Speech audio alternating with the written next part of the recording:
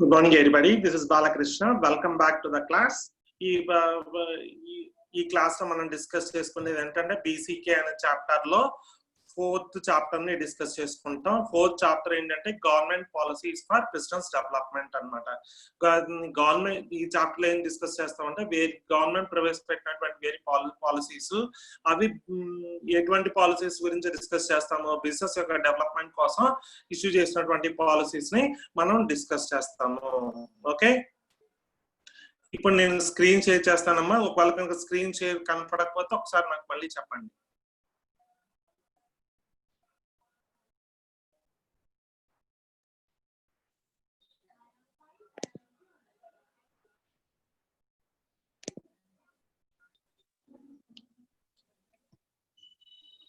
Screen share అవుతుందమ్మా? yes sir. Okay sir ఇందాక అవ్వలేదు.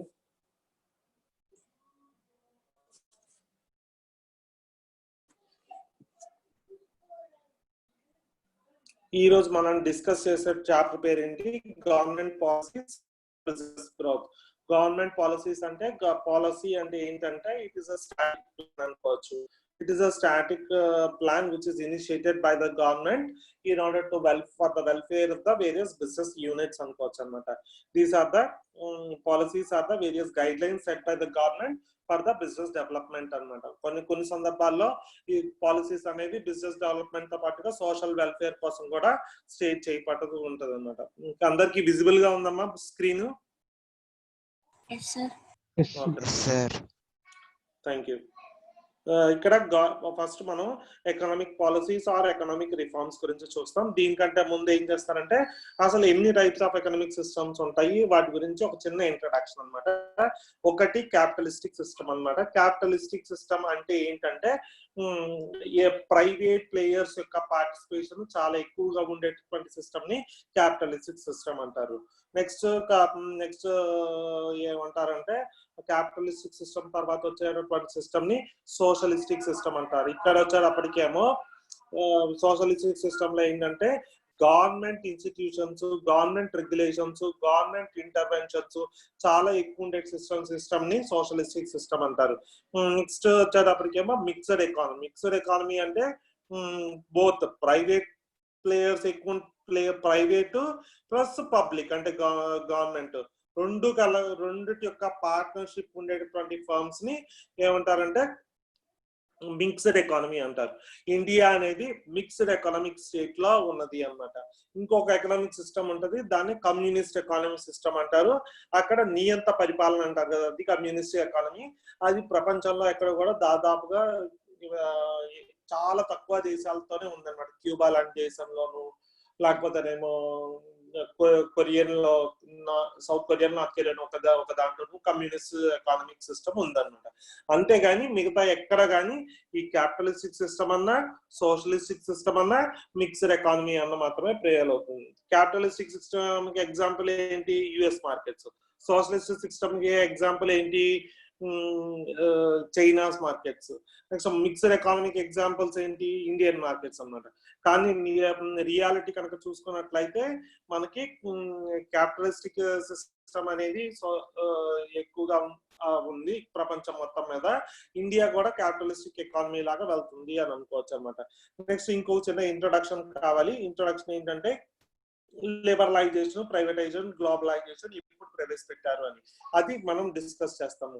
లిబరలైజేషన్, ప్రైవేటైజేషన్, గ్లోబలైజేషన్ అనేది 1991 లో పివి నరసింహారావు ప్రైమ్ మినిస్టర్ గా ఉన్నప్పుడు స్టేట్ చేయబడ్డది అనమాట. అప్పుడు గవర్నమెంట్ మనకి రిజర్వ్ ఎలా ఉంటుందో కంట్రీకి కూడా రిజర్వ్ అలా ఉంటది అనమాట.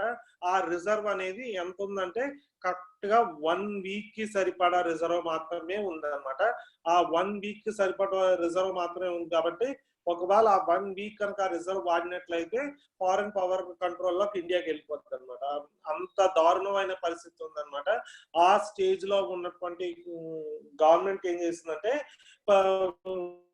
అబాలిష్డ్ ద లైసెన్సింగ్ సిస్టమ్ మొత్తాన్ని అబాలిష్ చేసి ఎవరైనా సరే ఫ్రీగా ఇండియాలోకి వచ్చి కంపెనీ స్టార్ట్ చేసుకోవచ్చు అని చెప్పారు. దాన్నే లిబరలైజేషన్ అంటారు. దీనివల్ల ఏం జరిగింది, ప్రపంచంలో ఉన్నటువంటి ఏ ప్రొడక్ట్స్ అయినా ఇండియాలో అమ్మటం స్టార్ట్ చేశారు. ఇండియాలో ఉన్న ప్రొడక్ట్స్ ప్రపంచంలో ఎక్కడైనా అమ్మడం స్టార్ట్ చేశారు అనమాట. దీన్ని ఏమంటారంటే గ్లోబలైజేషన్ అంటారు. నెక్స్ట్ ఇక్కడ ఇట్లా డోర్స్ ఓపెన్ చేయగానే large amount of private foreign capital ఇండియాలోకి వచ్చింది అనమాట. కాబట్టి అటువంటి దాన్ని ప్రైవేటైజేషన్ అంటారు అనమాట. This is an introduction which we need for the class. Okay, ఈ పాలసీ మొత్తాన్ని ఏమంటారు, ఎల్పిజి పాలసీ అంటారు. ఎల్ అంటే లిబరలైజేషన్, పి అంటే ప్రైవేటైజేషన్, జి అంటే గ్లోబలైజేషన్ అన్నమాట. ఇది policy. Next introduction. when the time comes we'll also discuss about the foreign direct as well as foreign institutional investments. అసలు ఇప్పుడు చాప్టర్ లోకి వెళ్దాం. ఫస్ట్ చాప్టర్ లో ఏంటంటే పాలసీ ఫ్రేమ్వర్క్ అంటే ఏంటి, ఎప్పుడు ఈ పాలసీ ఫ్రేమ్వర్క్ ఎప్పుడు స్టార్ట్ అయింది అనేది ఇప్పుడు క్వశ్చన్ మార్క్ అన్నమాట. ఫస్ట్ ఏం జరిగిందంటే various universities like Takshashila, Vaishali and Nalanda, ఈ 3 universities they are very ancient universities in India అన్నమాట. ఇవి కొన్ని గవర్నమెంట్ కి పాలసీస్ ని రికమెండ్ చేయడం జరిగింది. తర్వాత మనకు వచ్చే దాన్ని ఏమంటారంటే అర్థశాస్త్ర అంటే ఏంటంటే కౌటిల్య రచించినటువంటి దాన్ని అర్థశాస్త్ర అంటారు. కౌటిల్య అంటే చాణక్యుడు రచించినటువంటి దాన్ని అర్థశాస్త్ర అంటారు. దీంట్లో కూడా large number of policies state చేయబడ్డాయి. ఫస్ట్ వచ్చేటప్పటికి ఏం జరిగింది, various universities like Takshashila, Vaishali and Anantha universities లో పాలసీస్ యొక్క ఇంపార్టెన్స్ పెరిగింది. తర్వాత చాణక్యుడు రచించినటువంటి అర్థశాస్త్రాల్లో కూడా పాలసీస్ గురించి క్లియర్ గా చెప్పడం జరిగింది. ఇప్పటివరకు అది నేర్చుకున్నాం. Next వచ్చేటప్పటికేమో Delhi Sultan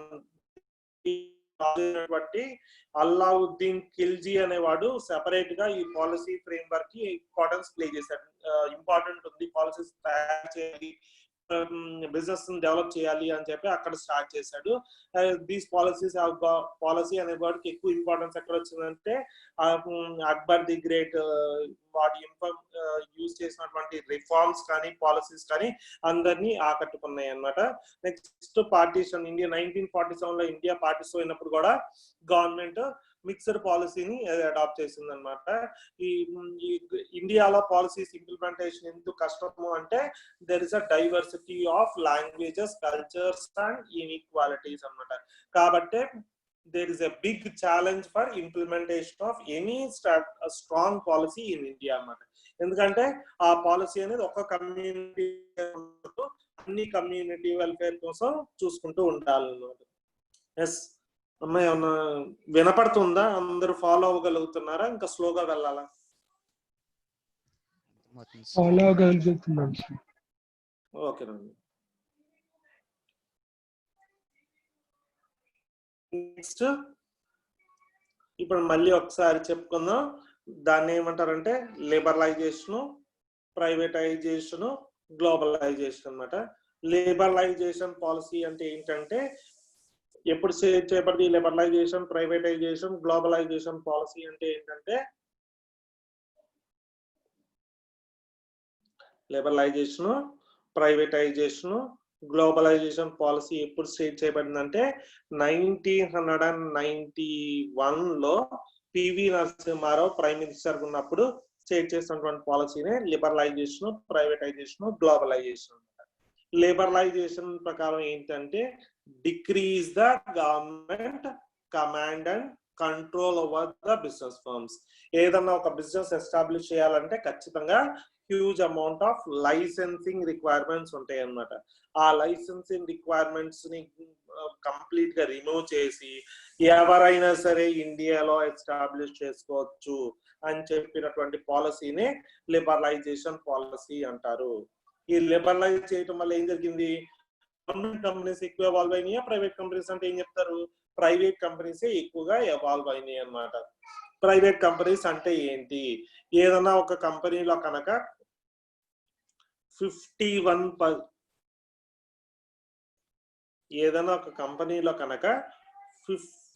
51% of shares ఉంటే 51% ఆఫ్ షేర్స్ కనుక ప్రైవేట్ కంపెనీ ప్రైవేట్ పీపుల్ అంటే ఎవరో ఒకళ్ళు, మనమైనా అవ్వచ్చు ఎవరైనా అవ్వచ్చు, ప్రైవేట్ పీపుల్ కనుక కొంటే దాన్ని ప్రైవేట్ కంపెనీ అంటారు. అలా కాకుండా గవర్నమెంట్ కంపెనీ కనుక కొంటే 51% ఆఫ్ స్టేక్ కనుక గవర్నమెంట్ కంపెనీ కొంటే దాన్ని గవర్నమెంట్ కంపెనీస్ అంటారు అనమాట. 2 కంపెనీస్ గురించి మాట్లాడుకున్నాం. ఒకటి ప్రైవేట్ కంపెనీ, రెండోది గవర్నమెంట్ కంపెనీస్ అనమాట. కాబట్టి రూల్ ఏంటి, ఎవరికి 51% ఆఫ్ స్టేక్ ఉంటే ఆ కంపెనీ అవుతుంది. ప్రైవేట్ పర్సన్ కి 51% ఆఫ్ షేర్ హోల్డింగ్ ఉందనుకోండి, అది ప్రైవేట్ కంపెనీ అవుతుంది. గవర్నమెంట్ కి దగ్గర 51% ఆఫ్ షేర్ ఉందనుకోండి, అది గవర్నమెంట్ కంపెనీ అవుతుంది అనమాట. ఇప్పుడు లిబరలైజేషన్ వల్ల రూల్స్ తగ్గినాయి. రూల్స్ తగ్గడం వల్ల ఏం జరిగింది, ప్రైవేట్ పీపుల్ ఎక్కువగా ఎస్టాబ్లిష్ చేయడం స్టార్ట్ చేశారనమాట. కాబట్టి ప్రైవేటైజేషన్ ఎక్కువగా జరిగింది అనమాట. ఇక్కడ కూడా చెప్తున్నాను, అంతకు ముందు వరకు ఏ కంపెనీస్ ఉండేవి, గవర్నమెంట్ ఓన్డ్ ఎంటర్ప్రైజెస్ ఉండేవి. స్లోగా ఏం జరిగింది, ప్రైవేటైజేషన్ వల్ల ప్రైవేట్ కంపెనీస్ కూడా ఎస్టాబ్లిష్ చేయడం జరిగింది అనమాట. నెక్స్ట్ గ్లోబలైజేషన్, డోర్స్ ఓపెన్ చేశారు అనమాట. ఏ ఫారినర్ అన్నా ఇండియాలోకి వచ్చి ఎస్టాబ్లిష్ చేయొచ్చు అని. ఎప్పుడు 1991లో. ఓకే, దాన్ని గ్లోబలైజేషన్ అంటారు. గ్లోబలైజేషన్ ఏం చెప్తుందంటే it removed off, take off అంటే it removed off all the exports and all the restriction to the exports and imports. అంటే ఇండియాలో ఉన్నటువంటి వాడు ఎవడైనా సరే ఫ్రీగా ఎక్స్పోర్ట్ చేసుకోవచ్చు, ఫ్రీగా ఇంపోర్ట్ చేసుకోవచ్చు అన్నమాట. అంటే ఫారిన్ క్యాపిటల్ ఇండియాలోకి రావచ్చు, అలాగే ఇండియన్ క్యాపిటల్ ఫారిన్ కి వెళ్ళొచ్చు అనమాట. అలా ఉండటం వల్ల ఏం జరిగిందంటే ఫారిన్ ఎక్స్చేంజ్ అనేది పెరిగింది. ఫారిన్ ఎక్స్చేంజ్ పెరగటం వల్ల రిజర్వ్స్ అనేవి పెరిగినాయి. రిజర్వ్స్ పెరగటం వల్ల ఆటోమేటికల్ గా కంట్రీ డెవలప్ అవడం స్టార్ట్ అయింది. ఒకవేళ కనుక పివి నరసింహారావు 1991లో ఎల్పిజి పాలసీ కనుక స్టేట్ చేయకపోతే అప్పుడు ఏం జరిగేది అంటే కంట్రీ ఎకానమీ కొలాప్స్ అయిపోయి ఫారెన్ రూల్ లోకి వెళ్ళిపోయేది అనమాట. ఓకే, కాబట్టి పివి నరసింహారావు కంట్రీకి లైఫ్ ని ప్రసాదించినటువంటి వాళ్ళలో ఒకడవుతాడు. Okay, this is called as LPG policy. ఇది మెయిన్ అమ్మా, మీరు ఏ బిజినెస్ కోర్స్ చేసినా కానీ ఎల్పిజి పాలసీ చెప్పకుండా మీకు ఫర్దర్ గా వెళ్ళరు.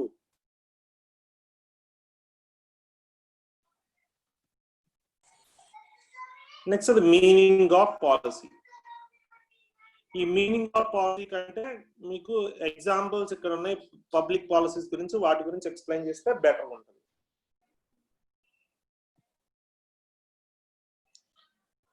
ఏం చెప్పాడు, Rohit cells the fire crackers in the Delhi అన్నాడు. రోహిత్ ఏం చేశాడంట,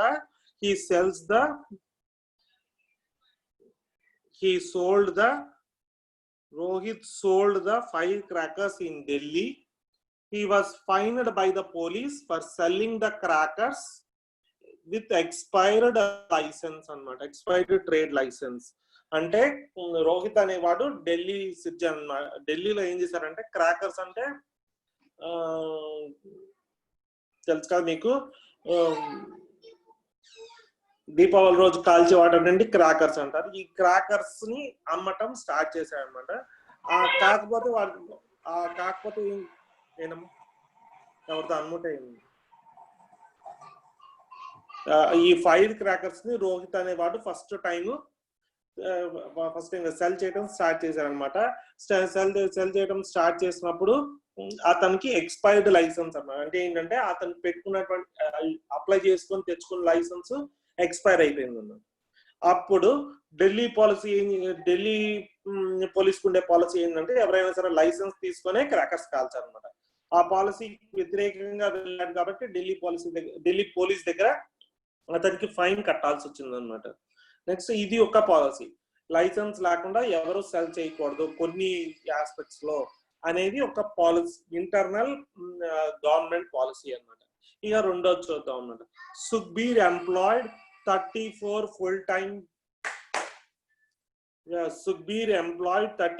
full-time workers in his garage. He was advised by the chartered accountant to pay provident fund for all. ఎవరైనా ఎంప్లాయీ కనుక ఏదైనా కంపెనీలో కనుక లార్జ్ నెంబర్ ఆఫ్ ఎంప్లాయీస్ ఉంటే ఖచ్చితంగా ఎంప్లాయీస్ కి ప్రావిడెంట్ ఫండ్ అనేది చేయాలి. ప్రావిడెంట్ ఫండ్ అంటే ఏంటంటే ఒక certain portion of money, for example ఒక 1% సాలరీయో 2% సాలరీయో ఎంప్లాయీ అకౌంట్ నుంచి కట్ అవుతుంది. ప్లస్ అదే అమౌంట్ కంపెనీ కూడా వేసి చివరికి ఎంప్లాయీ బయటకు వెళ్ళినప్పుడు ఆ కంపెనీ కాంట్రిబ్యూషన్ ఎంప్లాయీ కాంట్రిబ్యూషన్ అతనికి ఇస్తూ ఉంటారు అన్నమాట. దాన్ని ప్రావిడెంట్ ఫండ్ అంటే అందరికి తెలిసిందే. ఇది 1% 2% శాలరీ ఉంటది, అలా ఉంటది. నెక్స్ట్ రంగా ఏం చేశారంటే he was not allowed to enter the Kuwait by the immigration officer because he does not have a visa stamping. ఎవరైనా సరే ఫారిన్ కంట్రీ నుంచి ఇండియాలోకి రావాలంటే వీసా స్టాంపింగ్ చూపించకపోతే ఖచ్చితంగా నాట్ అలౌడ్ అన్నమాట. ఇది కూడా ఒక పాలసీ కింద చెప్పుకోవచ్చు అన్నమాట. Bharat was imprisoned for 3 days for violating traffic rules. అందరూ ట్రాఫిక్ రూల్స్ పాటించాలి అనేది కూడా ఒక పబ్లిక్ పాలసీ అన్నమాట. Coke was driven out in India at 1977. 1977 లో కోకో కోలాని ఇండియా నుంచి బయటికి పంపించేశారు. ఎందుకంటే ఇట్ వాస్ డొమెస్టిక్ ఇండస్ట్రీస్ దెబ్బతింటాయి అనే ఉద్దేశంతో బయటికి పంపించారు. కానీ అదే కోకో కోలా ఎవరు పంపించేశారు? జార్జ్ ఫర్నాండెస్ అనే ఎక్స్టర్నల్ మినిస్టర్ పంపించేశారు అనమాట. అదే కోకో కోలాని 1991 తర్వాత కోకో కోలాని ఇండియాలోకి వెల్కమ్ చేశారు అన్నమాట. ఎందుకంటే ఫారిన్ క్యాపిటల్ కావడం కోసం, ఫారిన్ ఎక్స్చేంజ్ డెవలప్ చేయడం కోసం అన్నమాట. ఓకే, ఫస్ట్ రోహిత్ ని క్రాకర్స్ అమ్మకూడదు, ఎందుకు లైసెన్స్ లేదని. రెండోది సుఖ్బీర్ ప్రావిడెంట్ ఫండ్స్ ఇవ్వాలని. నెక్స్ట్ రంగాని ఇమ్మిగ్రేషన్ సర్టిఫికేట్ లేదు అని ఆపేశారు. భరత్ ని 3 days ఇంప్రిజన్ చేశారు, ఎందుకు? ట్రాఫిక్ రూల్స్ వైలేట్ చేశారని. కోకో కోలాని ఇండియాలో బ్యాన్ చేశారని. దీన్ని బట్టి ఏం తెలుస్తుంది? కొన్ని పాలసీస్ బిజినెస్ ని ఫేవర్ చేస్తూ ఉంటాయి, కానీ కొన్ని పాలసీస్ బిజినెస్ ని అపోజ్ చేస్తూ ఉంటాయి అన్నమాట. రూల్స్ రెగ్యులేషన్స్ ఫాలో అయితే పాలసీస్ బిజినెస్ ని ఫేవర్ చేస్తాయి, రూల్స్ రెగ్యులేషన్స్ అపోజ్ చేస్తే పాలసీస్ బిజినెస్ ని అవాయిడ్ చేస్తాయి అన్నమాట.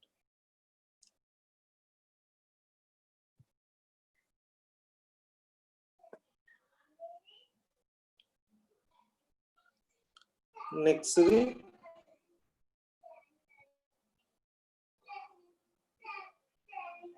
పబ్లిక్ పాలసీస్ గురించి ఇంకా చిన్న ఒక ఫ్రేమ్ వర్క్ ఉంది.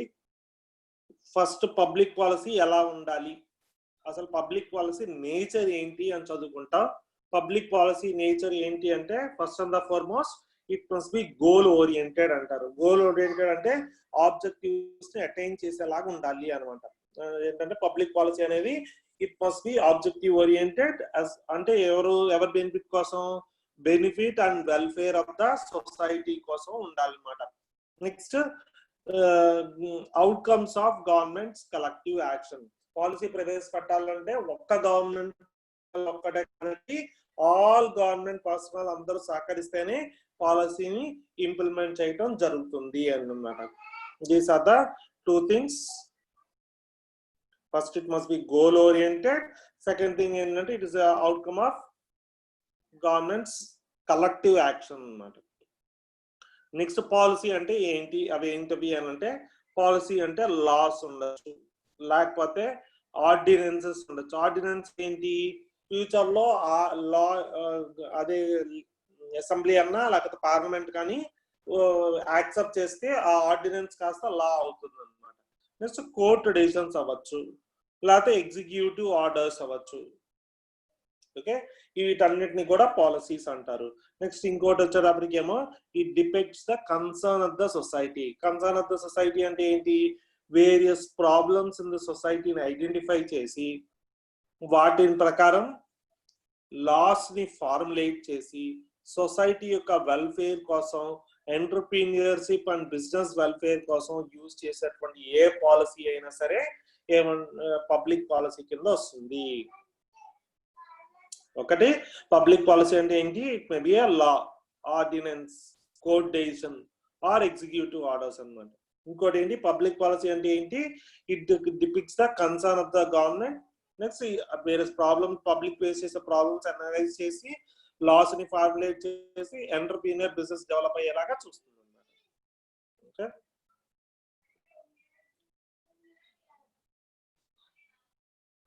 మా ఫాలో అవుతున్నారు, ఇంకా స్లోగా చేయాలా?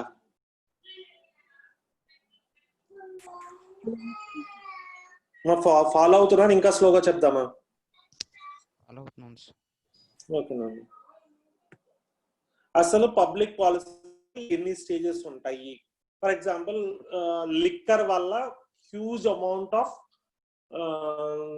హార్మ్ టు ద సొసైటీ జరుగుతుంది. దాన్ని ఎరాడికేట్ చేయటం అనేది గవర్నమెంట్ పాలసీ. ఈ గవర్నమెంట్ పాలసీ అసలు ఎలా స్టార్ట్ అయింది? అందుకనే గవర్నమెంట్ ఇండియా ఆంధ్రప్రదేశ్ గవర్నమెంట్ ఏం చేసింది, it has imposed a ban on liquor. దాంట్లో ఫస్ట్ థింగ్ ఏం చెప్పిందంటే ఇట్ హస్, ఆ పాలసీ ఎన్ని స్టేజెస్ లో ఉంటుందో చూద్దాం.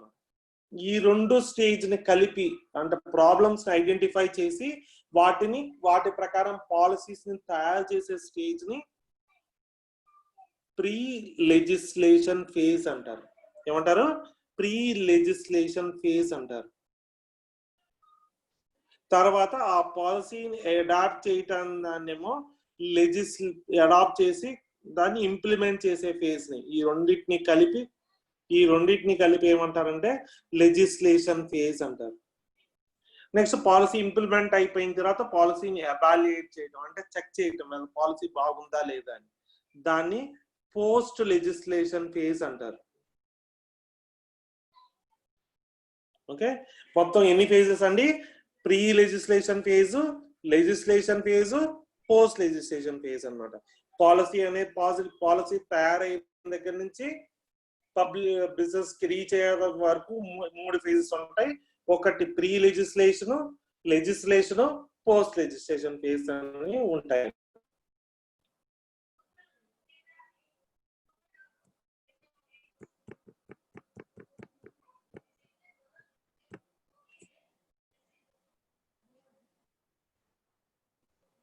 ఇప్పుడు ఇక్కడ రాశాడు, అది చూద్దాము ఒకసారి. ఇక్కడ ఏదైనా సరే పాలసీ ప్రవేశపెట్టాలంటే గవర్నమెంట్ దగ్గర నుంచి ఇనిషియేటివ్ ఉండాలన్నమాట. స్టేట్ సంబంధించిన స్టేట్ గవర్నమెంట్ పాలసీ అనుకోండి, లెజిస్లేటివ్ అసెంబ్లీ, లెజిస్లేటివ్ కౌన్సిల్ ఆమోదపరచాలి. ఒకవేళ అది కనుక నేషనల్ పాలసీ అనుకోండి, లోక్సభ, రాజ్యసభ ఇవి రెండు ఆమోదించాలన్నమాట. ఇప్పుడు పాలసీస్ కూడా ఎన్ని ఫేజెస్ అని చెప్పుకున్నాం, ఇందాక చెప్పినట్టుగా 3 ఫేజెస్ లో పాలసీస్ ఉంటాయి. ఒకటి pre legislation phase, legislation phase, post legislation phase అని 3 ఫేజ్ లో ఉంటాయి అన్నమాట. ప్రీ లెజిస్లేషన్ ఫేజ్ లో ఏం జరుగుతుంది? Identification for the need for new policy అని చెప్తుంది అనమాట. నెక్స్ట్ పోస్ట్ లెజిస్లేషన్ ఫేజ్ లో ఏం జరుగుతుంది? నెక్స్ట్ పాలసీ నీడు అని చెప్పేదే ప్రీ లెజిస్లేషన్ ఫేజ్. పాలసీని తయారు చేసే ఫేజ్ ఏమో లెజిస్లేషన్ ఫేజ్, ఇంప్లిమెంట్ చేసి ఎవాల్యుయేట్ చేసే ఫేజ్ ఏమో పోస్ట్ లెజిస్లేషన్ ఫేజ్ అని 3 ఫేజెస్ గా డివైడ్ అవుతుంది అని చెప్పుకున్నాం అన్నమాట.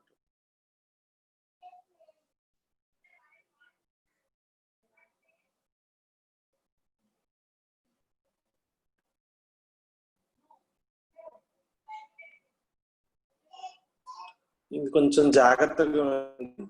నెక్స్ట్ వచ్చేటప్పటికేమో nature of public policy. Nature of public policy అంటే ఎలా ఉంటది? ఫస్ట్ ఇది restrictive policy, second regulatory policy, మూడోది ఫెసిలిటేటివ్ పాలసీ అన్నమాట. ఫస్ట్ రెస్ట్రిక్టివ్ పాలసీ అంటే ఏంటి? For example customs duties,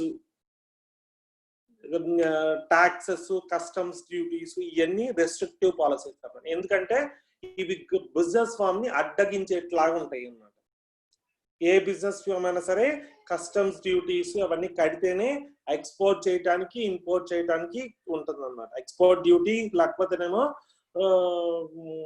excise duties అని ఇవన్నీ ఉంటాయి అన్నమాట. They are టాక్సైజ్.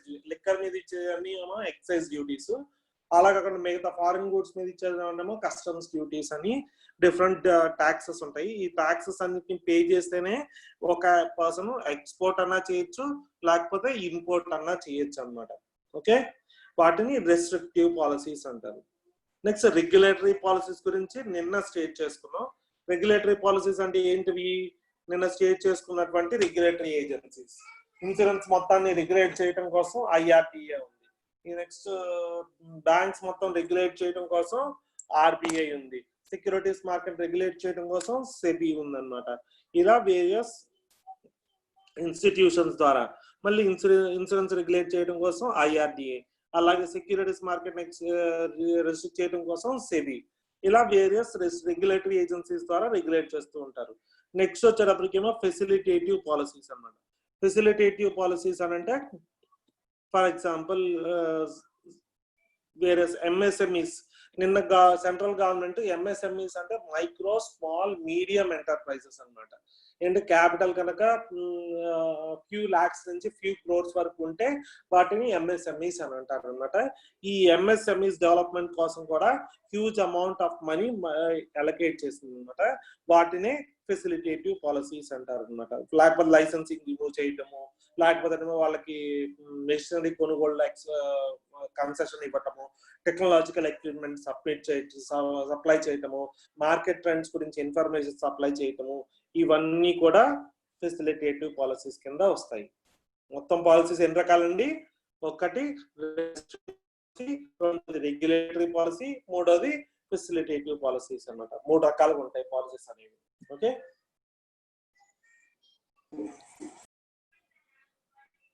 మళ్ళీ ఇంకోసారి చెప్పాలా లేకపోతే సరిపోద్దా? రివిజన్ కావాలమ్మా?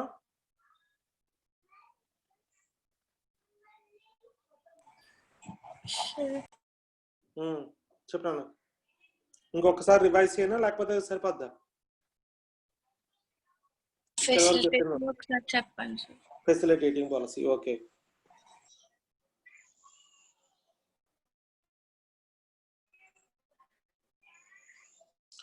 ఒక బిజినెస్ ఫర్మ్ డెవలప్ అవటానికి ఈ ఫెసిలిటేటివ్ పాలసీస్ అనేవి చాలా ఉపయోగపడతాయి. ఫర్ ఎగ్జాంపుల్ మనకి మైక్రో స్మాల్ మీడియం ఎంటర్ప్రైజెస్ అంటే ఏంటంటే చిన్న తరహా పరిశ్రమలు ఉంటాయి అన్నమాట. వాటిని ఎంకరేజ్ చేయడం కోసం కొన్ని పాలసీస్ ని ప్రవేశపెడతారు.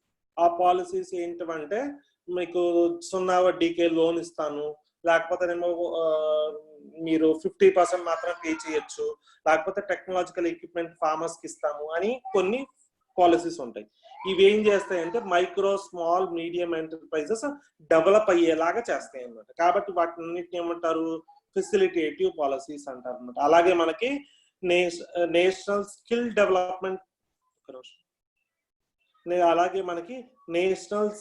డెవలప్మెంట్ కార్పొరేషన్ అని ఒకటి ఉంది. అది ఏం చేస్తుందంటే దేశం మొత్తం మీద నిరుద్యోగ యువతలను తీసుకొని వాళ్ళకి ట్రైనింగ్ ఇస్తుంది అన్నమాట. ఏంటి? వృత్తి విద్యలు అంటే ఏంటంటే ఎంప్లాయబిలిటీ స్కిల్స్ మీద ట్రైనింగ్ ఇస్తుంది. ట్రైనింగ్ ఇచ్చి వాళ్ళందరినీ ఎక్విప్ చేసిన తర్వాత వాళ్ళకి లోన్స్ ఇచ్చి బిజినెస్ స్టార్ట్ చేసుకోమని చెప్తుంది. ఈ 3 పాలసీస్ లో రెస్ట్రిక్టివ్ కానీ, రెగ్యులేటివ్ కానీ, ఫెసిలిటేటివ్ పాలసీస్ లో కానీ ఏ పాలసీ బిజినెస్ ఎస్టాబ్లిష్మెంట్ ని ఫేవర్ చేస్తుంది అని అడిగితే ఏది చెప్తారు మీరు? ఎవరన్నా రెస్పాండ్ అవ్వండి. Restrictive policy, regulative policy, facilitative policies లో ఏ పాలసీ ఒక బిజినెస్ ఫర్మ్ ని దాని ఎస్టాబ్లిష్మెంట్ ని ఫేవర్ చేస్తుంది అని చెప్తే ఏ పాలసీ అవుతుంది? ఒక బిజినెస్ ని ప్రమోట్ చేయడం లేకపోతే బిజినెస్ స్టార్ట్ చేయడానికి ఉపయోగపడే పాలసీ ఏది? రెస్ట్రిక్టివా, రెగ్యులేటరీయా, ఫెసిలిటేటివా? ఫెసిలిటేటివ్. ఒక బిజినెస్ ని కరెక్ట్ ప్యాటర్న్ లో రూల్స్ ప్రకారం ఇల్లేట్ చేసేటువంటి పాలసీ ఏంటి? ఒక బిజినెస్ ఫర్మ్ రూల్స్ రెగ్యులేషన్స్ ప్రకారం ఒక సిస్టమాటిక్ ఫ్రేమ్ వర్క్ ప్రకారం వెళ్ళేట్టు వాటిని సూపర్వైజ్ చేసే పాలసీ ఏది అంటున్నాను? రెగ్యులేటరీ. నెక్స్ట్ ఒక ఎక్స్పోర్టర్ ని కానీ ఇంపోర్టర్ ని కానీ ఎంకరేజ్ చేయటానికి కానీ లేకపోతే వాళ్ళని రెస్ట్రిక్ట్ చేయడానికి కానీ యూజ్ చేసే పాలసీని ఏమంటారు ఆటోమేటికల్ గా రెస్ట్రిక్టివ్ పాలసీ. ఓకే,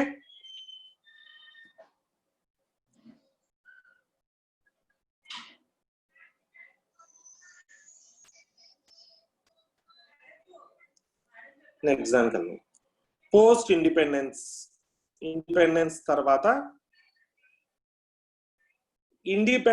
తర్వాత ఏమైందంటే చాలా ఇబ్బందులు ఏర్పడింది. ఎందుకు? There is a lack of financial support for the country అని. ఒకటి, ఫైనాన్షియల్ సపోర్ట్ లేదు. నెక్స్ట్ పబ్లిక్ దగ్గర, గవర్నమెంట్ దగ్గర మనీ లేదు. లార్జ్ ఇండస్ట్రీస్ ఎస్టాబ్లిష్ చేయటం కోసం గవర్నమెంట్ దగ్గర మనీ లేదు. నెక్స్ట్ ఫైనాన్షియల్ సపోర్ట్, ఫైనాన్షియల్ గా సౌండ్ అయితే మాత్రం ఇండియా కాదు. ఇప్పుడు ఏం చేశారంటే పోనీ లార్జ్ స్కేల్ ఇండస్ట్రీస్ ఎలా డెవలప్ చేద్దామా, ఇండియా దగ్గర డబ్బులు లేవు. పోనీ ఏం చేస్తాం అనుకున్నారు, అన్నిటికీ అలొకేట్ చేస్తాం, మనీ లేదు. అటువంటి సిచ్యువేషన్ లో ఒక పాలసీ ఒకటి తీసుకొచ్చారనమాట. ఆ పాలసీ తీసుకురాకముందు ఒక చిన్నది ఏంటంటే స్మాల్ స్కేల్ ఇండస్ట్రీస్ అంటే చిన్న తరహా పరిశ్రమని డెవలప్ చేయటం అనేది, లేకపోతే ఎంఎస్ఎంఈస్ ని డెవలప్ చేయటం అనేది మెయిన్ మోటోగా కంట్రీ డిసైడ్ చేసుకుంది అనమాట. ఆ కంట్రీ డిసైడ్ చేసుకున్న తర్వాత స్మాల్ స్కేల్ ఇండస్ట్రీస్ ని డెవలప్ చేయమని పాలసీని స్టేట్ చేస్తుంది అనమాట. ఎవరైనా సరే స్మాల్ స్కేల్ ఇండస్ట్రీస్ సెటప్ చేస్తే వాళ్ళకి ల్యాండ్ కానీ వాటన్నిటిని ఫ్రీగా ప్రొవైడ్ చేస్తాం, సబ్సిడీకి ఎక్విప్మెంట్ ఇస్తామని స్టార్ట్ చేసింది. ఇది ఎందుకు చేశారు? స్మాల్ స్కేల్ ఇండస్ట్రీస్ అంటే తక్కువ క్యాపిటల్ పీపుల్ దగ్గర ఉంటది కదా, పబ్లిక్ దగ్గర ఉంటది కదా. కాబట్టి ఈ స్మాల్ స్కేల్ ఇండస్ట్రీస్ ని పబ్లిక్ దగ్గర నుంచి స్టార్ట్ చేయొచ్చు కాబట్టి స్మాల్ స్కేల్ ఇండస్ట్రీస్ డెవలప్ చేశారు అనమాట. రెండో పని ఏం చేశారంటే, సరే ఇండస్ట్రీస్ డెవలప్ చేయాలంటే కేవలం స్మాల్ స్కేల్ ని డెవలప్ చేయొచ్చు అని అనుకున్నాను. తర్వాత ఇంకొక ఆప్షన్ గవర్నమెంట్ దగ్గర ఏముందంటే అగ్రికల్చర్ నే ప్రైమరీ ప్రామినెన్స్ ఇవ్వడం స్టార్ట్ చేశారనమాట. ఆ ఆగ్రో బేస్డ్ ఇండస్ట్రీస్ ని డెవలప్ చేయటం అనమాట. ఆగ్రో బేస్డ్ ఇండస్ట్రీస్ అంటే ఏంటి? వ్యవసాయ ఉత్పత్తులకు సంబంధించినటువంటి ఇండస్ట్రీస్ ని డెవలప్ చేయటాన్ని మెయిన్ మోటోగా స్టార్ట్ చేశారు అనమాట. ఇవన్నీ చేసే ముందు ఒక డెసిషన్ రావాలనుకున్నారు. ఏంటిది ఆ డెసిషన్ అంటే, క్యాపిటలిస్టిక్ మోడల్కి వెళ్ళాలా, కమ్యూనిస్టిక్ మోడల్కి వెళ్ళాలా, లేకపోతే మిక్స్డ్ ఎకనామిక్ పాత్ వెళ్ళాలా అనే ఒక డెసిషన్ కి రావాలన్నమాట. క్యాపిటలిస్టిక్ మోడల్లో క్యాపిటలిస్టిక్ మోడల్ ప్రకారం ఏంటి? ప్రైవేట్ సెక్టర్ ని ఎంకరేజ్ చేయాలి, ప్రైవేట్ పీపుల్ దగ్గర వెల్త్ కాన్సన్ట్రేట్ అయ్యేలాగా చూడాలి. నెక్స్ట్ వచ్చేటప్పుడు కమ్యూనిస్ట్ మోడల్ అంటే నియంత పరిపాలన ఏమైనా ఉండాలా, లేకపోతే మిక్స్డ్ ఎకానమీ అంటే ప్రైవేట్ పబ్లిక్ పార్ట్నర్షిప్స్, పిపిపి అంటారు అనమాట. ఈ ప్రైవేట్ పబ్లిక్ పార్ట్నర్షిప్స్ ఎంకరేజ్ చేయాలా అని చెప్పి 3 డెసిషన్స్ ఉంటాయి అన్నమాట. ఈ 3 డెసిషన్స్ అనలైజ్ చేసి ఏమనుకున్నారంటే చివరికి ఈ మిక్స్డ్ ఎకానమీనే డెవలప్ చేయాలి ఎవరైనా సరే. కమ్యూనిస్ట్ మోడల్ ఇండియాకి సూట్ అవ్వదు. నెక్స్ట్ ఎందుకు కమ్యూనిస్ట్ మోడల్ సూట్ అవ్వదు? ఎవరికి? వెల్త్ అనేది అందరి హ్యాండ్స్ లో ఉండదు, గవర్నమెంట్ హ్యాండ్ లో మాత్రమే ఉంటది. కాబట్టి దీన్ని డిస్కరేజ్ చేశారు. వెల్త్ అనేది క్యాపిటలిస్టిక్ మోడల్ సూట్ అవ్వదు, ఎందుకంటే వెల్త్ అనేది ప్రైవేట్ పీపుల్ దగ్గరే ఉంటుంది కాబట్టి క్యాపిటలిస్టిక్ మోడల్ సూట్ అవ్వదు. ఇక మిక్స్డ్ మోడల్ అంటే ఏంటి? కొంత part of the contribution government ఉంటుంది, కొంత part of the contribution private people ఉంటారు. కాబట్టి మిక్స్డ్ ఎకనామిక్ పాత్ లోకి వెళ్దామని మిక్స్డ్ ఎకనామిక్ పాలసీని ఫ్రేమ్ చేశారనమాట. ఈ కమ్యూనిస్ట్ కానీ క్యాపిటలిస్టిక్ కానీ కమ్యూనిస్టిక్ కానీ మిక్స్డ్ ఎకానమీ కానీ ఇవి 3 ఎకనామిక్ సిస్టమ్స్ పాలసీలో ఒక పార్ట్ అనమాట. ఎకనామిక్ పాలసీలో ఒక పార్ట్ ఎకనామిక్ సిస్టమ్స్. ఆ ఎకనామిక్ సిస్టమ్స్ ఏంటంటే ఇది 3 అని చెప్పుకోవచ్చు. ఎన్ని ఎకనామిక్ సిస్టమ్స్ ఉన్నాయండి ప్రపంచంలో?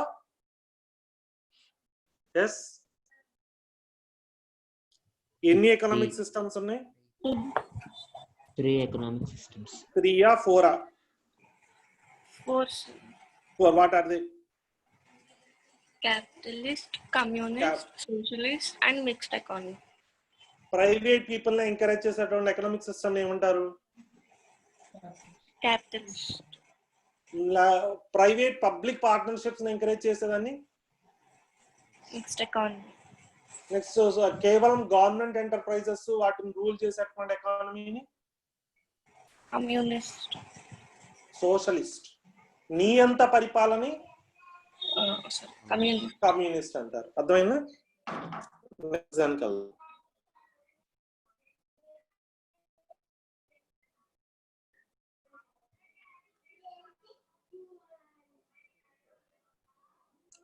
నెక్స్ట్ ఎకనామిక్ చేంజ్ ప్రాసెస్ అంటే ఎకానమీలో ఎటువంటి చేంజెస్ తీసుకొచ్చారు స్లోగా అన్నమాట. అంతకు ముందు వరకు ఎఫ్డిఏ అంటే ఏంటంటే foreign direct investment. Foreign direct investment ని ఎఫ్డిఐ అంటారు. అంటే ఏంటంటే బయట ఉన్నటువంటి ఫారినర్ ఇండియాలోకి ఇండియాలోకి ఒక ల్యాండ్ నో బిల్డింగ్ నో కంపెనీను డైరెక్ట్ గా పర్చేస్ చేసినట్లయితే దాన్ని ఎఫ్డిఏ అంటారు అనమాట. ఎఫ్డిఏ అంటే ఏంటి? ఫారినర్ వచ్చి ఇండియాలో ఒక అసెట్ ని maybe financial asset or others ఒక అసెట్ ని కొనటమన్నా అక్వైర్ చేసుకోవటం అన్నా లేకపోతేనేమో పర్చేస్ చేయటం అన్నా చేసినట్లయితే ఆ ఇన్వెస్ట్మెంట్ ని ఫారెన్ డైరెక్ట్ ఇన్వెస్ట్మెంట్ అంటారు. ఒకవేళ కనుక అదే ఇన్వెస్ట్మెంట్ స్టాక్ ఎక్స్చేంజెస్ ద్వారా వచ్చింది అనుకోండి, దాని ఫారెన్ ఇన్స్టిట్యూషనల్ ఇన్వెస్ట్మెంట్స్ వస్తాయి అన్నమాట. ఎన్ని టైప్స్ ఆఫ్ ఇన్వెస్ట్మెంట్స్ ఉన్నాయమ్మా? ఎవరైనా ఒకరు రెస్పాండ్ అవ్వండి. ఎన్ని టైప్స్ ఆఫ్ ఇన్వెస్ట్మెంట్స్ ఉన్నాయి? 2 types ఆఫ్ ఇన్వెస్ట్మెంట్స్ ఉన్నాయి. అవేంటివి?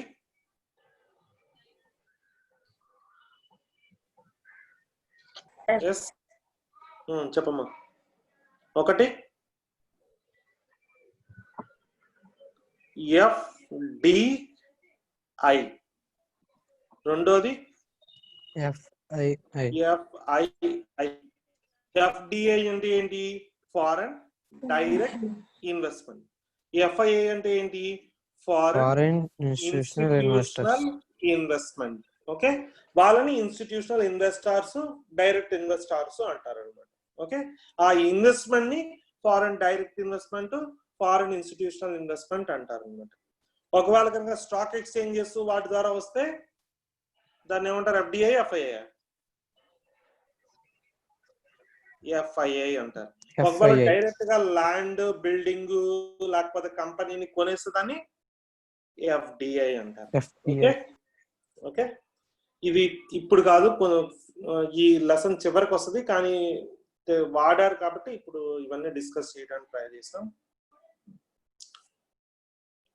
ఫస్ట్ అసలు there is a dual route approval for FDI అన్నమాట.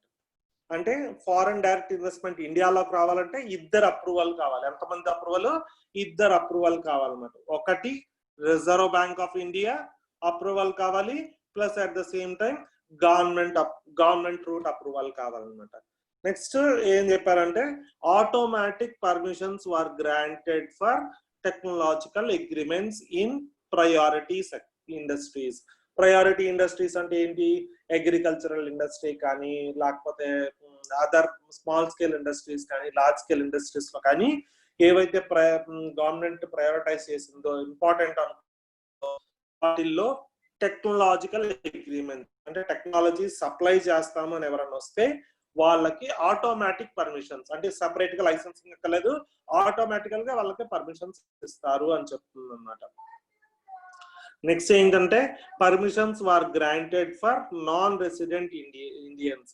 ఎన్ఆర్ఐస్ ఎవరైతే ఉన్నారో వాళ్ళని up to 100% capital in prioritise sector invest చేసుకోవచ్చు. ఎంతవరకు ఇన్వెస్ట్ చేసుకోవచ్చు అండి?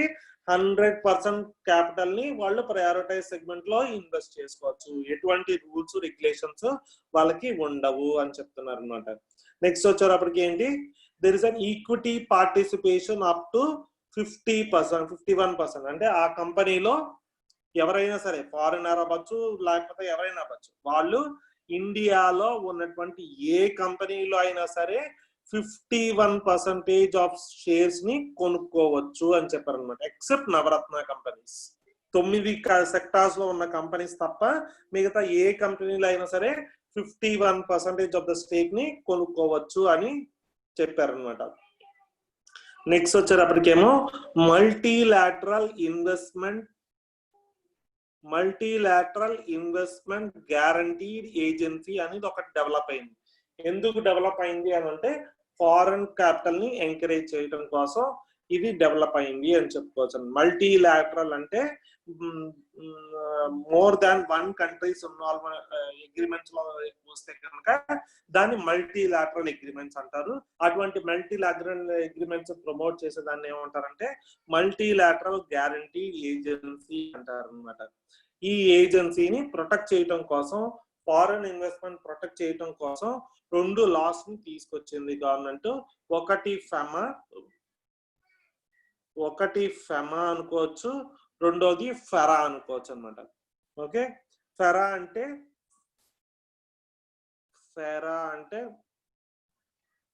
ఫారెన్ ఎక్స్చేంజ్ రెగ్యులేషన్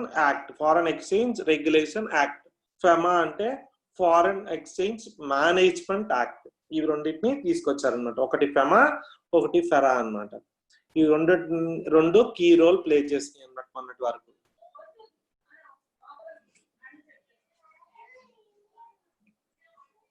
నెక్స్ట్ వచ్చేటప్పటికి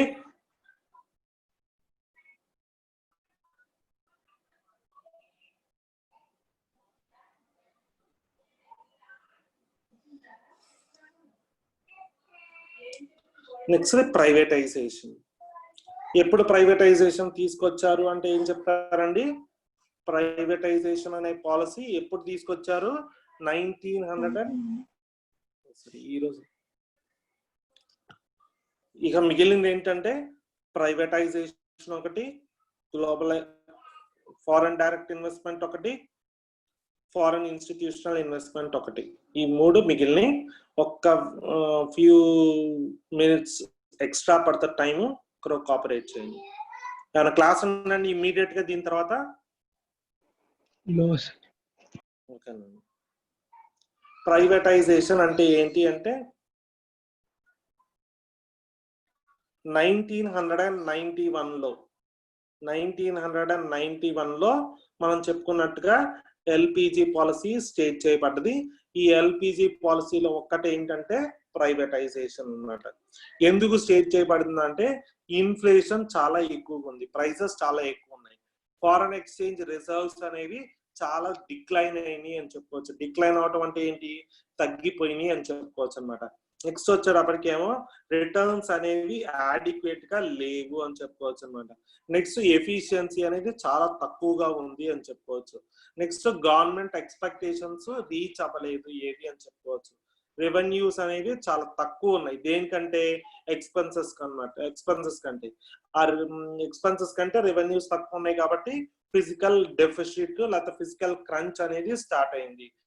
నెక్స్ట్ ప్రాఫిటబిలిటీ అనేది చాలా తక్కువగా ఉంది, ఎఫిషియన్సీ అనేది చాలా తగ్గిపోయింది అనమాట. అందుకని ప్రైవేటైజేషన్ ని 1990లో గవర్నమెంట్ స్టేట్ చేశారు. ఓకే, ఈ రీజన్స్ వల్ల ప్రైవేటైజేషన్ ని ఇండియాలో స్టార్ట్ చేయడం జరిగింది అనమాట.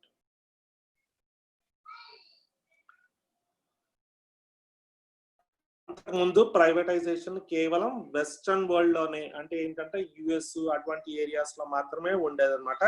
కానీ ఈ డిఫరెంట్ వెస్టర్నైజేషన్ అవటం వల్ల ప్రైవేటైజేషన్ అనేది it became a managerial approach for changing the ownership of new companies అన్నమాట. అంత ముందు వరకు ఉన్నటువంటి గవర్నమెంట్ కంపెనీస్ ఏం చేసిందంటే వాళ్ళ దగ్గర ఉన్న క్యాపిటల్ మొత్తాన్ని సెల్ చేయడం స్టార్ట్ చేసింది అనమాట. ఆ ప్రాసెస్ నే ప్రైవేటైజేషన్ అంటారు.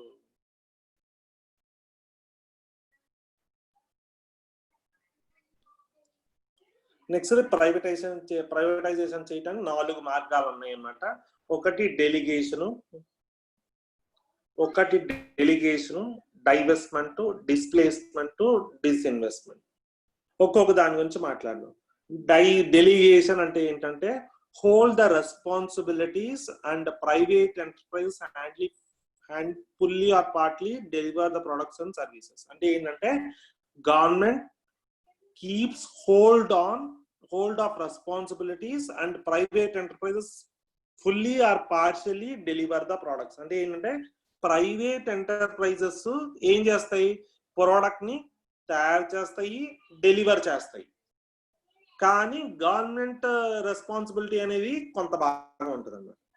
ప్రైవేట్ ఎంటర్ప్రైజెస్ ప్రోడక్ట్ తయారు చేసి డెలివర్ వరకు జరుగుతుంది, కానీ గవర్నమెంట్ యొక్క రెగ్యులేషన్స్ కొంత మేర వరకు ఉంటే దాన్ని డెలిగేషన్ అంటారు అనమాట.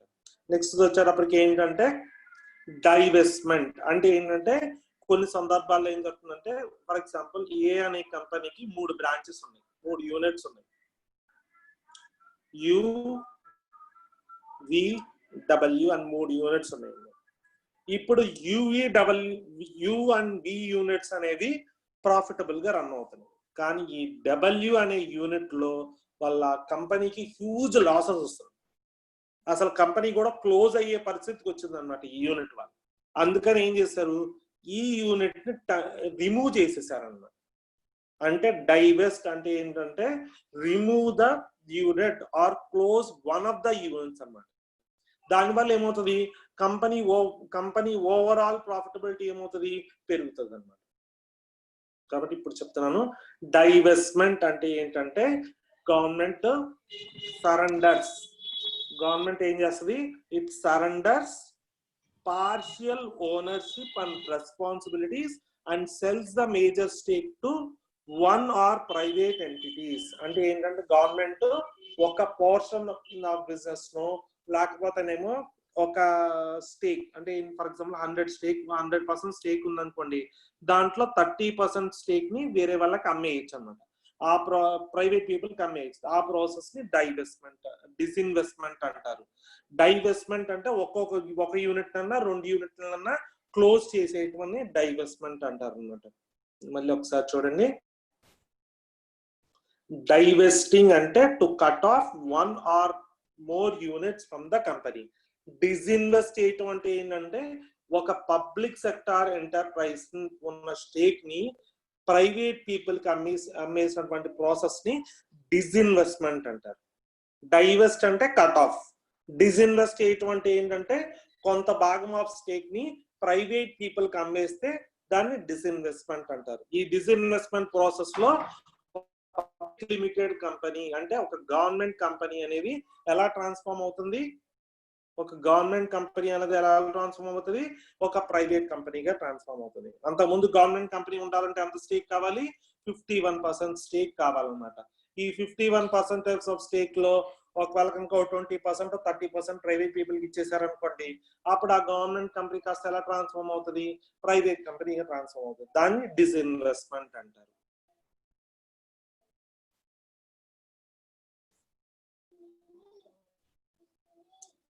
నెక్స్ట్ ఏంటంటే ఫారెన్ డైరెక్ట్ ఇన్వెస్ట్మెంట్ అంటే ఏంటి, దాంట్లో ఉన్నటువంటి మేజర్ ఆస్పెక్ట్స్ ఏంటి, ఇది ఒక్క చిన్న పోర్షన్ చూడండి. ఫారెన్ డైరెక్ట్ ఇన్వెస్ట్మెంట్ అంటే ప్రపంచంలో ఉన్నటువంటి ఏ దేశంలో ఉన్న ఫారెనర్ అయినా సరే ఇండియాలోకి ఫ్రీగా ఇన్వెస్ట్ చేసుకోవచ్చు, ఎక్సెప్ట్ ఈ 9 కంపెనీస్ తప్ప. మిగతా ఏ సెక్టార్లో అయినా సరే వాళ్ళు 100% ఇన్వెస్ట్ చేసుకోవచ్చు. అంటే ఏ కంపెనీనైనా ఇండియాలో 100% షేర్ హోల్డింగ్ తో ఎస్టాబ్లిష్ చేసుకోవచ్చు. అలా ఫారెన్ క్యాపిటల్ ని ఇండియాలోకి రప్పించడమే ఫారెన్ డైరెక్ట్ ఇన్వెస్ట్మెంట్ ఒక మేజర్ ఆబ్జెక్టివ్ అన్నమాట. ఓకే, ఏ సెక్టార్స్ లో ఎఫ్డిఐ కొంత బాగా వరకు రెస్ట్రిక్ట్ అవుతుందంటే atomic sectors, lottery business, gambling, chit fund business, Nidhi companies, agricultural, housing and real estate, trading and development, ఇట్లా కొన్ని ఇండస్ట్రీస్ ఉన్నాయి. ఇప్పుడు ఇదే 9 కంపెనీస్ లో కూడా ఎఫ్డిఐస్ ని ఇంకా ఎక్కువ శాతం ఎలా చేస్తున్నారు. అదొకటి అటామిక్ ఎనర్జీ, డిఫెన్స్ సెక్టార్ లో ఎఫ్డిఐస్ ఎలా చేసేవాళ్ళు కాదు. ఇప్పుడు ఏం చేస్తారంటే ఫారెన్ ప్లేయర్స్ ఎవరైనా సరే డిఫెన్స్ లో కూడా ఇన్వెస్ట్ చేయొచ్చు అని రీసెంట్ గా మన ఫారెన్ డిఫెన్స్ మినిస్టర్ అనౌన్స్ చేయడం జరిగింది అన్నమాట. దీంతో ఒక ఇండియన్ యొక్క మిక్స్డ్ ఎకనామిక్ సిస్టమ్ వల్ల క్యాపిటలిస్టిక్ ఎకనామిక్ సిస్టమ్ గా మారుతుందని ఎప్పుడైనా గట్టిగా చెప్పుకోవచ్చు అన్నమాట. Next foreign institutional investment. Foreign institutional investment అంటే ఎటువంటి సెక్టార్స్ లో బిజినెస్, ఈక్విటీ మార్కెట్స్ ద్వారా, ఈక్విటీ మార్కెట్స్ అంటే షేర్ మార్కెట్ ద్వారా కానీ, హెడ్జ్ ఫండ్స్ అంటే రిస్క్ ని మినిమైజ్ చేయడానికి యూజ్ చేసే ఫండ్స్ ద్వారా కానీ, పెన్షన్ ఫండ్స్ ద్వారా కానీ, మ్యూచువల్ ఫండ్స్ ద్వారా కానీ, అంటే ఒక మాటలో చెప్పుకోవాలనుకుంటే స్టాక్ ఎక్స్చేంజెస్ ద్వారా ఫండ్స్ ని ఇండియాలోకి ఎంటర్ అయితే వాటిని ఫారెన్ ఇన్స్టిట్యూషనల్ ఇన్వెస్ట్మెంట్స్ అంటారు. ఎవరైతే వాటికి ఇన్వెస్ట్ చేస్తారో వాళ్ళని ఫారెన్ ఇన్స్టిట్యూషనల్ ఇన్వెస్టర్స్ అంటారు అన్నమాట. Okay, with this we come to the end of the chapter.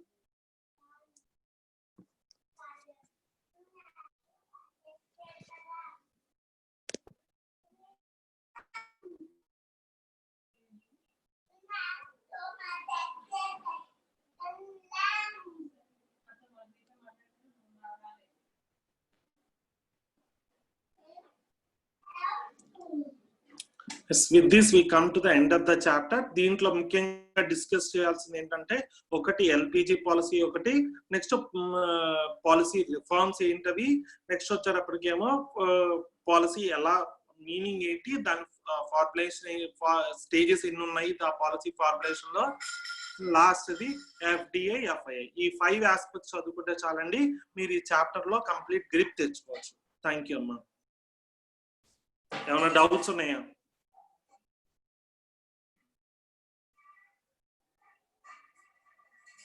సరే అమ్మా, టైం అయింది, నేను ఇంకా